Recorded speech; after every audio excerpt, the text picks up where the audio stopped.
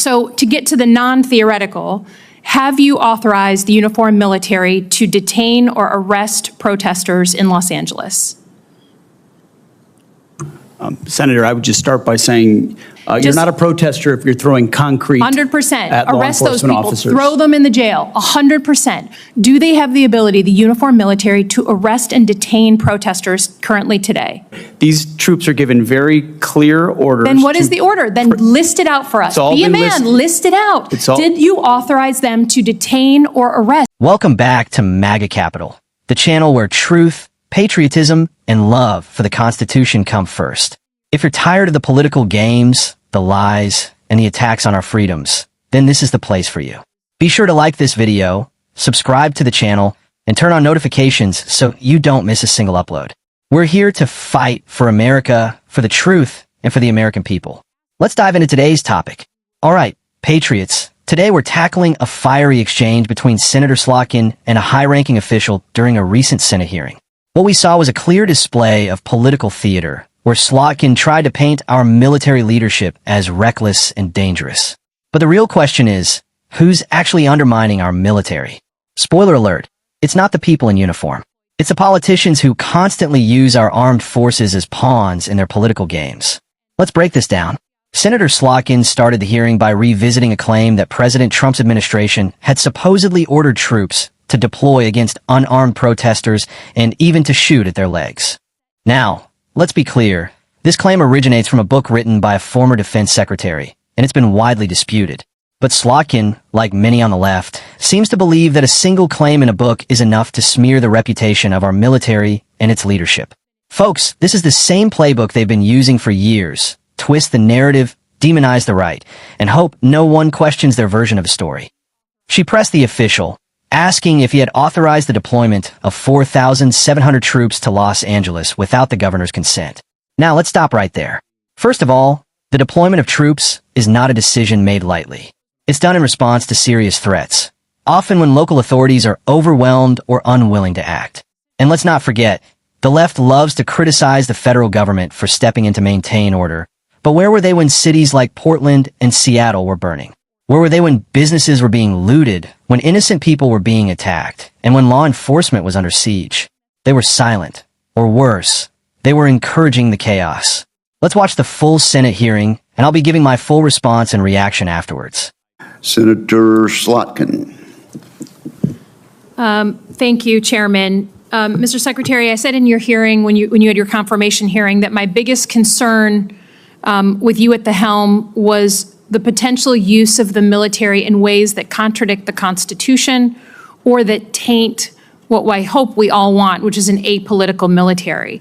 And when I asked you about whether you would accept an order that was actually given to your predecessor, Secretary Esper, Trump's SecDef, to deploy active duty troops against unarmed protesters and to, in Secretary Esper's words, shoot at them, shoot at their legs, you said this was all theoretical. Here we are, a few months later, you've deployed 4,700 troops to Los Angeles and against the wishes of the governor. And my colleague across the aisle was right. It is the first time since 1965 that we have deployed Guard troops without the permission of the governor. In all the instances he laid out, the president had sent in the military to protect protesters, not against the protesters. So you may dismiss it, but I feel like this is a fundamental issue of American democracy. If you love your country and you want an apolitical military, then it should be the last resort, not the first resort in our country to use them.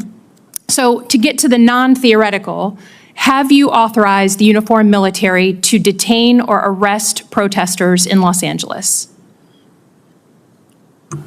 Senator, I would just start by saying you're not a protester if you're throwing concrete 100%. at law Arrest those enforcement people. officers. Throw them in the jail. 100%. But what you're doing is something different. Everyone knows this is a political decision, right? So we don't trust that you're using the best interests of the military, certainly, and of democracy on top of that. So have you given the order? That's all I want to know. It's not theoretical. For the U.S. military, not law enforcement. They can arrest all day long. That's their job. Do they have the ability, the uniformed military, to arrest and detain protesters currently today?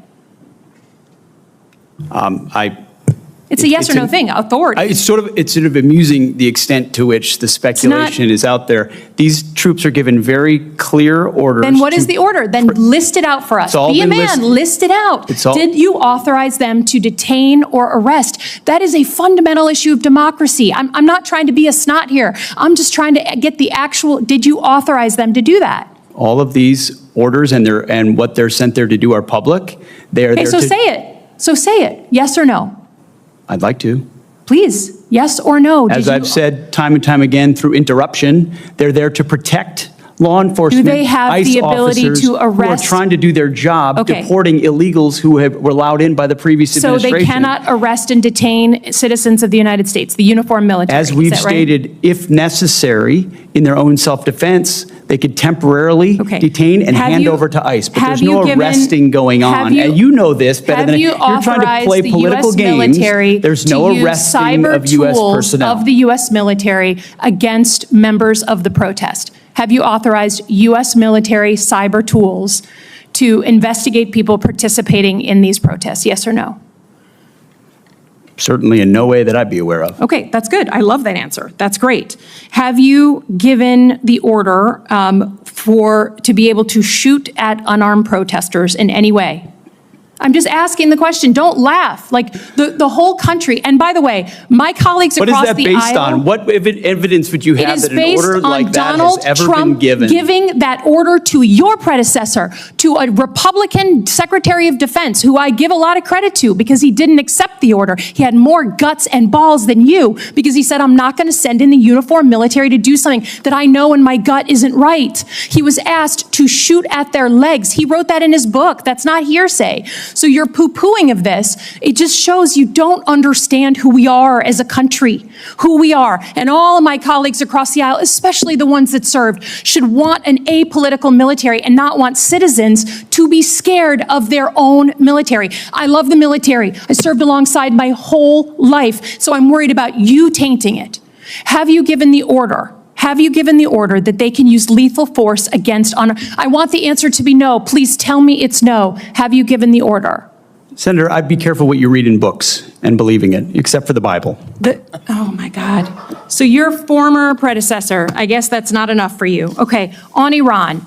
I don't think there's a debate. There's like a cat fight going on in your own party about whether to go after Iran. Have you commissioned any day after planning? So any force protection, any use of ground troops in Iran, any cost assessments? Because I don't think we doubt what we can do as a country in the attack. It's the day after with Iraq and Afghanistan that so many of us have learned to be so deeply concerned about. Have you authorized day after planning?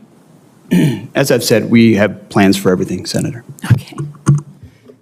And I would also reiterate how we began, that there will be a classified portion of this 15 minutes after we adjourn. Slotkin then tried to make a big deal out of the fact that this deployment was the first of its kind since 1965. Well, maybe that's because we haven't seen this level of lawlessness and disregard for public safety since 1965.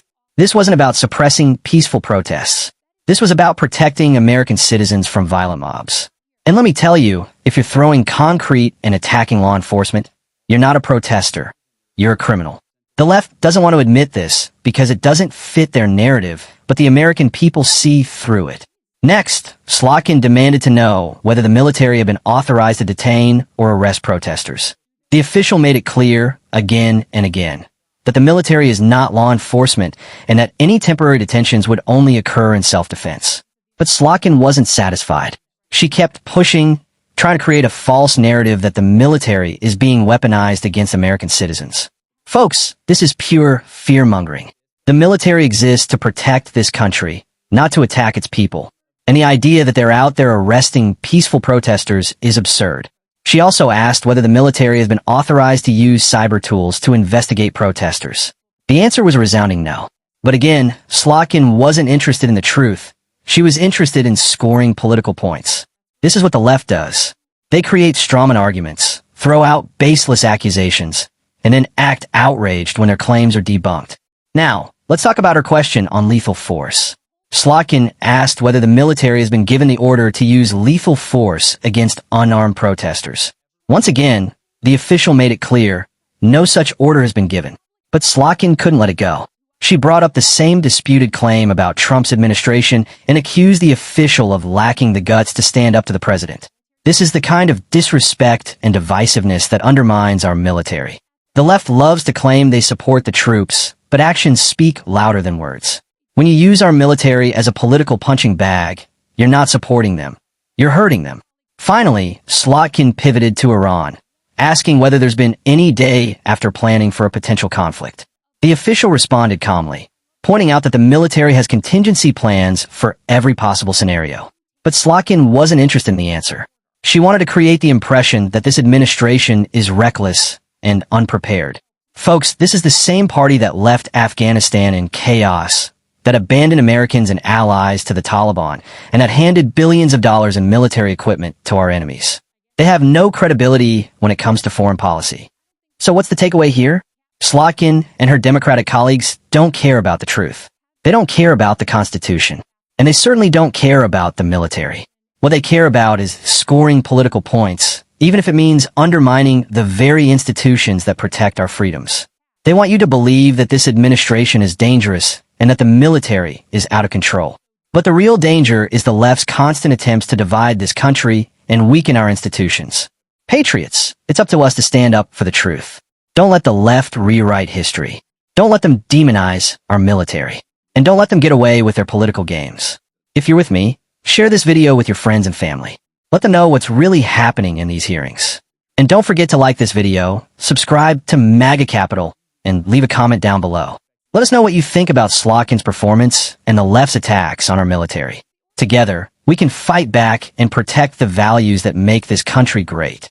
Thanks for watching, Patriots. Stay strong, stay informed, and God bless America.